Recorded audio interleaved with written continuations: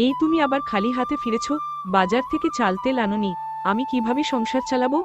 শ্যামলী, আমি তো কাল বাজারে গিয়েছিলাম, জিনিসের দাম অনেক বেড়ে গেছে। তা বলে কি আমি বসে থাকবো? তুমি কিছুই পারো না। অন্যদের স্বামীরা কত কিছু এনে দেয়, তুমি কোনো কাজে না।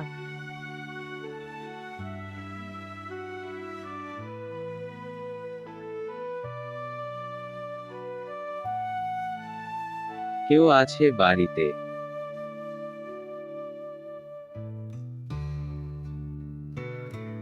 কে? মা, একটু জল আর কিছু খেতে পাবো কি? খেতে চাও? আগে চাল ধুয়ে দাও, তারপর ভাত পাবে। সাধুজি, আমাকে ক্ষমা করবেন, বাড়িতে একটু সমস্যা চলছে। তুমি চাও কি তোমার বউয়ের সব রাগ কমে যাক? সাধুজি, আমি আর পারছি না, আপনি কিছু করুন। এই নাও একটি মাটির পাত্র, এখানে আছে শান্তির জল। শ্রী যখন ঝগড়া শুরু করবে তখন তুমি এই জল মুখে নিয়ে চুপ করে বসে থাকবে, কথা বলবে না। এই শুনছো? আমার কথা শুনছো? সকালে চাল আনোনি, আবার ভুলে গেছো?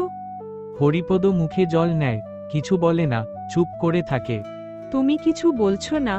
আগে তো একটু ঝগড়া করতেও মজা পেতাম, এখন আর কিছুই বলো না কেন?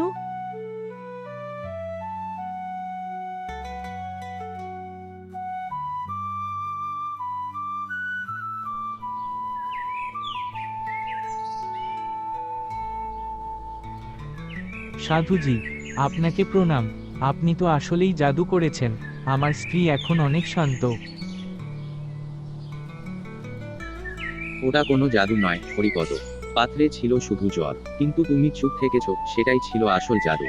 ঝগড়া তখনই বাড়ে যখন উভয়ই মুখ খোলে, একজন চুপ থাকলে ঝগড়া থেমে যায়।